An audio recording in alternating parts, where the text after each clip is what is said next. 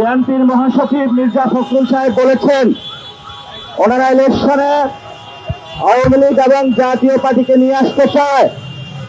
এটা একটা জাতি হিসাবে আমাদের জন্য লজ্জার। এবং বিএনপির তৃণমূলে যারা নেতা কর্মী রয়েছে আমরা তাদেরকে আহ্বান জানাবো, শহীদ জিয়া বাংলাদেশে এই পলিটিক্স করে নাই, খালেদা জিয়া বাংলাদেশে এই পলিটিক্স করে নাই। যদি আপনাদের পলিটিক্স ভারতমুখী হয়ে থাকে তাহলে আপনারা আমাদেরকে জানান, আমরা তাহলে আপনাদের ব্যাপারে নতুন করে সিদ্ধান্ত নেব।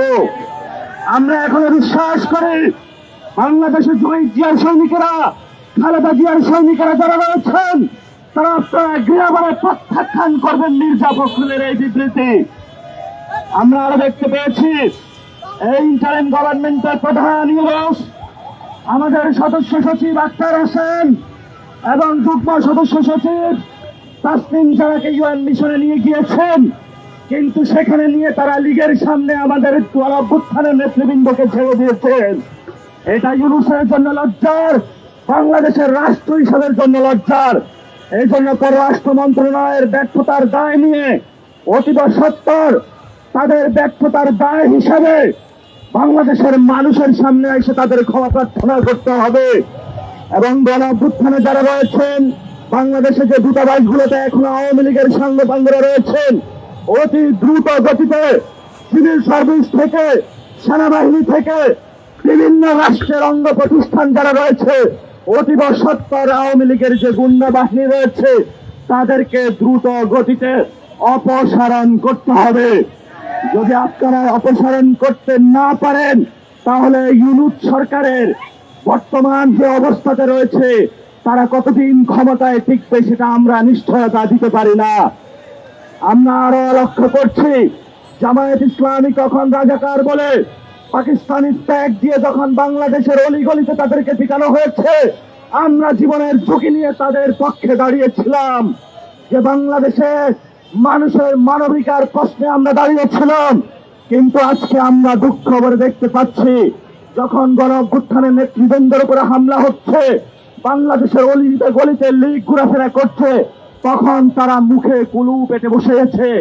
আমরা আরো লক্ষ্য করতে পেরেছি মানুষের মানবাধিকার প্রশ্ন, মানুষের অধিকারের প্রশ্নে আমরা নিবন্ধন কর্মসূচির সবগুলো কাজ সম্পন্ন করেছি। নির্বাচন কমিশনের কাছে গিয়ে আমরা বলেছিলাম যে শাপলা প্রতীক পেতে আইনি কোনো বাধা আছে, তারা আমাদের প্রশ্নের উত্তর দিয়েছে আইনি কোনো বাধা নেই। কিন্তু কেন প্রতীক পাবো না সেই প্রশ্নে তারাও মুখে কুলু পেটেছে। এই জন্য আমরা বলি সর্ব জায়গায় ষড়যন্ত্রের গন্ধ পাচ্ছি। রাজনৈতিক দলগুলোকে বলবো আমরা আপনাদের অধিকারের প্রশ্নে দাঁড়িয়েছিলাম, কিন্তু যখন নির্বাচন কমিশন একটি দল এবং বিভিন্ন এম্বাসির প্রেসক্রিপশনে কাজ করতেছে, আমাদের রাজনৈতিক অধিকার হরণ করতেছে, আপনারা আমাদের পক্ষে দাঁড়াবেন। যদি পক্ষে দাঁড়াতে না পারেন অধিকারের প্রশ্নে কিভাবে আমরা আদায় করে নিতে হয় সেটা আমরা রাজপথে ভবিষ্যতে ইনশাআল্লাহ আদায় করে নিব। তবে বাংলাদেশের মানুষের সম্মুখে বিএনপির আজকে মহাসচিব যে বক্তব্য দিয়েছেন, জামায়াত যে নিশ্চুপ ভূমিকা পালন করছে, অন্যান্য অপরাপর যে দলগুলো নিশ্চুপ ভূমিকা পালন করছে, বাংলাদেশের ইতিহাসে এই কম্প্রোমাইজিং পলিটিক্সটা ইতিহাসের স্বর্ণাক্ষরে লেখা থাকবে।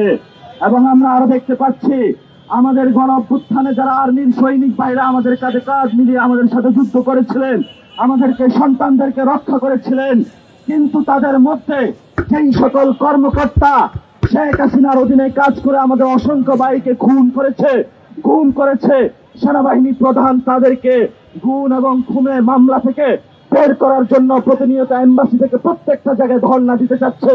আমরা সেনাবাহিনীর সিনিয়র সেই কম্প্রোমাইজিং যারা রয়েছেন তাদেরকে হুঁশিয়ার করে দিতে চাই, সৈনিক ভাইরা যদি আপনাদের ভবিষ্যতে এই ধরনের কোন নির্দেশনা আসে, আপনারা গণ অভ্যুত্থানে যেভাবে নির্দেশনা অমান্য করেছিলেন, অবৈধ নির্দেশনা, ভবিষ্যতে জনগণের আপনারা পক্ষে থাকবেন।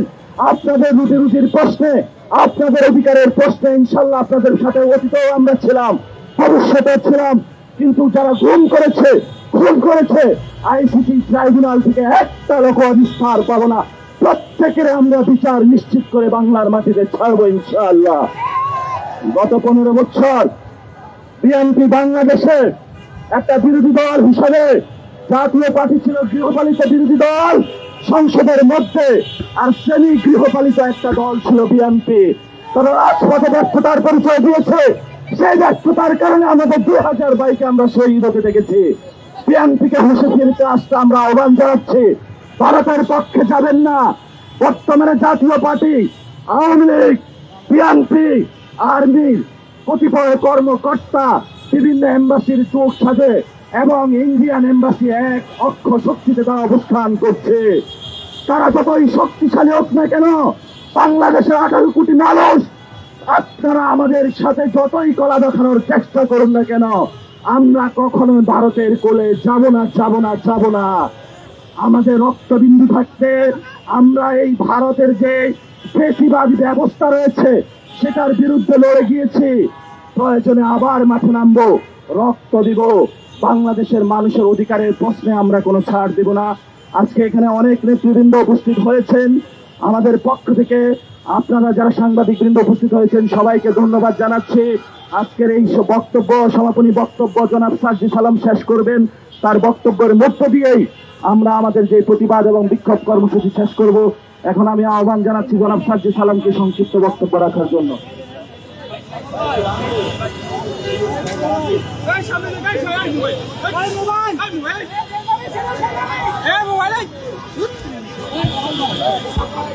সংগ্রামী সহযোগ দ্বারা 2024-এর ছাত্র জনতার অভ্যুত্থানের আমাদের সবচেয়ে বড় শক্তি ছিল আমাদের বোনেরা। আমাদের বোনেরা যখন রাজপথের সামনে সারিতে দাঁড়িয়ে ফ্যাসিস্ট আওয়ামী লীগের সকল অপশক্তিকে বিভ্রাঙ্গুলি দেখিয়েছিল, তখন আমাদের বোনেরা রক্ত দিয়ে, জীবন দিয়ে খুনি হাসিনার মতো স্বৈরাচারের পতন ঘটিয়েছিল, তখন সেই আওয়ামী লীগ এই দেশ ছাড়া হয়ে দেশের বাইরে তাদের কিছু পতিত দোসর, তাদের কিছু বাঁচাটা তেলবাজ আমাদের বন্ধুকে আক্রমণ করা শুরু করেছে। কারণ তারা জানে আমাদের বোনেরা যদি তাদের বিরুদ্ধে দাঁড়ায়, আমাদের বোনেরা যদি তাদের কণ্ঠস্বর সোচ্চার রাখে, তাহলে এই বাংলাদেশে ওই খুনিদের আর কোনো জায়গা হবে না। এই স্বৈরাচারের দোসররা যাদের ন্যূনতম অনুশোচনা নেই, ন্যূনতম বিবেকবোধ নেই, যাদের মস্তিষ্কের বিকৃতি ঘটেছে, যারা টাকার কাছে, যারা তোষামোদির কাছে, ক্ষমতার কাছে যুগের পর যুগ ধরে নিজেদের বিবেকবোধের বিক্রি করে দিয়ে এসেছে, তারা এখন আমাদের মা বোনদের এমন লগ্ন ভাষায় কথা বলে যেটা আমরা মুখে উচ্চারণ করতে পারি না।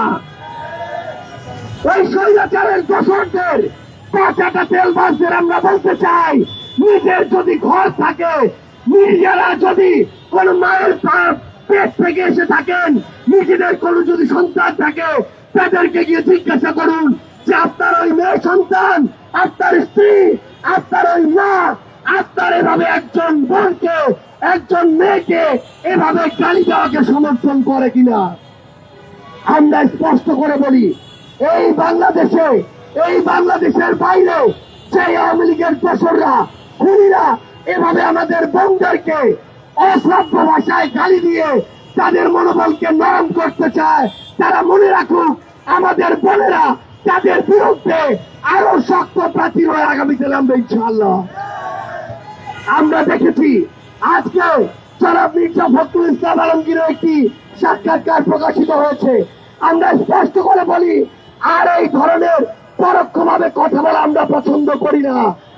আমরা তাদের কাছে জানতে চাই, তারা ক্ষমতায় আসার জন্য জনগণের আস্থা যখন প্রতিনিয়ত হারাতে বসেছে, তখন কি আবার তারা ভারতের সাথে নেগোসিয়েশন করে, তাদেরকে খুশি করে, আওয়ামী লীগকে পিঠ চাপড়ে জাতীয় পার্টির সাথে নেগোসিয়েশন করে তারা কি এই বাংলাদেশে নতুন করে ক্ষমতায় আসতে চায় কিনা? তাদেরকে মনে রাখতে হবে 2024-এর অভ্যুত্থান শুধুমাত্র শেখ হাসিনার বিরুদ্ধে ছিল না, 24-এর অভ্যুত্থান শুধুমাত্র ফ্যাসিস্ট আওয়ামী লীগের বিরুদ্ধে ছিল না, 24-এর অভ্যুত্থান আধিপত্য, এই যে বাংলাদেশে যে আধিপত্যবাদ জারি করেছিল ভারত, তাদের ওই আধিপত্যের বিরুদ্ধেও ছিল। সেই আধিপত্যবাদী ভারত যখন এখনো ক্ষমা চায়নি, যখন এই খুনি হাসিনাকে তাদের আশ্রয় রেখেছে, তাদের আশীর্বাদে এই বাংলাদেশে কোন দল আর ক্ষমতায় আসতে পারবে না। আমরা স্পষ্ট করে আমাদের জায়গা থেকে বলতে চাই, সেটা বিএনপি হোক, অন্য কোন প্রতিষ্ঠান হোক, নির্বাচন কমিশন হোক, যদি তারা মনে করে জনগণের রায়ের বিপরীতে গিয়ে, জনগণের আকাঙ্ক্ষার বিপরীতে গিয়ে বিভিন্ন প্রভাবকের দ্বারা প্রভাবিত হয়ে, এজেন্সি, প্রতিষ্ঠান, দল, ব্যক্তির দ্বারা প্রভাবিত হয়ে তারা আমাদেরকে মার্কা আটকে, তারা আমাদেরকে নিয়ে কটূক্তি করে তারা এগিয়ে যাবে, ক্ষমতায় বসবে, এই আশা তাদের পূরণ হবে না। এরকম কটূক্তি ওই বিএনপি কে নিয়ে আজকে থেকে 1-2 বছর আগে আওয়ামী লীগ করত। এরকম কটূক্তি অন্যান্য অনেক বিভিন্ন ধরনের জুলুমের শিকার ব্যক্তি, দল, মানুষকে নিয়ে ওই আওয়ামী লীগ করত। কিন্তু তাদের আজকে কি অবস্থা, সেটা থেকে জনাব মির্জা ফখরুল ইসলাম আলমগীরকে শিক্ষা নিতে হবে, বিএনপিকে শিক্ষা নিতে হবে, বাংলাদেশে আগামীতে রাজনীতি করতে চাওয়া প্রত্যেকটা রাজনৈতিক দলকে শিক্ষা নিতে হবে। আমরা দেখেছি আমাদের বিপ্লবের অন্যতম যোদ্ধা, আমাদের বিপ্লবের রাজবন্দী, আমাদের সদস্য সচিব জনাব আক্তার হোসেনকে কিভাবে সেখানে অপদস্থ করা হয়েছে এবং অপদস্থ করার ক্ষেত্র তৈরি করে দেওয়া হয়েছে। আমরা ডক্টর ইউনূসকে বলতে চাই, আপনি যদি শুধুমাত্র নিজের প্রোটেকশন নিয়ে এগিয়ে যাওয়ার কথা চিন্তা করেন, তাহলে আগামীর বাংলাদেশের কোন গুরুত্বপূর্ণ বিষয় আমরা আপনার কাছে নিরাপদ মনে করি না। কারণ আপনার দিকে পুরো বাংলাদেশ তাকিয়েছিল, আপনার দিকে শহীদ পরিবার, অভ্যুত্থানের রক্ত দেওয়া যোদ্ধারা তাকিয়ে আছে এখনো। আমরা স্পষ্ট করে একটা কথা বলি, পিঠ বাঁচিয়ে যে চলার স্বভাব দেখাবে তার এই বাংলাদেশে আর পিঠ বাঁচিয়ে চলা হবে না। সবকিছুর উপযুক্ত জবাব দিয়ে সবকিছু জনগণের সামনে খোলাসা করে আগামীর বাংলাদেশে আপনাদেরকে চলতে হবে। আমরা স্পষ্ট করে বলি, আমরা আগামীর বাংলাদেশে যে কোনো ফর্মে রিফাইন্ড আওয়ামী লীগ এই বাংলাদেশে আমরা আশ্রয় পেতে দিব না। আমরা আগামীর বাংলাদেশকে রিফাইন্ড বাংলাদেশের দিকে নিয়ে যাব, সেই বাংলাদেশে কোন ফ্যাসিস্ট কিংবা ফ্যাসিস্টের দোসরের জায়গা হবে না। আমরা আপনাদেরকে স্পষ্ট করে বলি, আগামীর বাংলাদেশের নির্বাচন থেকে শুরু করে প্রত্যেকটি গুরুত্বপূর্ণ সিদ্ধান্ত, প্রত্যেকটি রাজনৈতিক দলের মত যদি জনগণের বিপক্ষে যায়, তাহলে জাতীয় নাগরিক পার্টি এনসিপি রাজনৈতিকভাবে রাজপথে গিয়ে তার প্রত্যেকটি জবাব দিবে। সে পর্যন্ত আপনারা সবাই এই বাংলাদেশ পন্থার পক্ষে থাকবেন, জনগণের পক্ষে থাকবেন, বিপ্লবের পক্ষে থাকবেন। ইনকিলাব জিন্দাবাদ, জাতীয় নাগরিক পার্টি এনসিপি জিন্দাবাদ।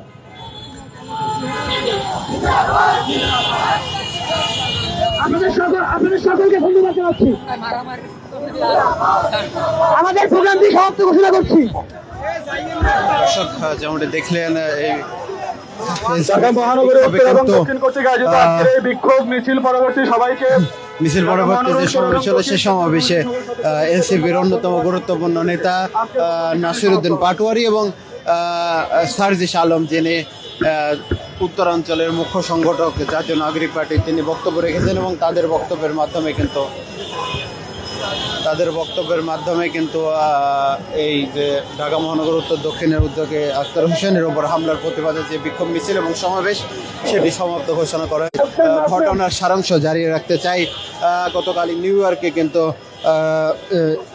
প্রধান উপদেষ্টা সফর সঙ্গী হিসেবে আক্তার হোসেন এবং অন্যান্য রাজনৈতিক দলের কিছু নেতৃবৃন্দ সেখানে গেলে আক্তার হোসেনের ওপরে আওয়ামী লীগের যারা দোসর ছিল, পতিত সরকারের কিছু নেতাকর্মী তাদের উপর হামলা করে, তাদের উপরে বিভিন্ন বাজে স্লোগান দিয়ে তারা তাদের জুলাই সন্ত্রাসী আখ্যা দেয় এবং আমরা দেখেছি আক্তার হোসেনের উপর তারা ডিম নিক্ষেপ করে।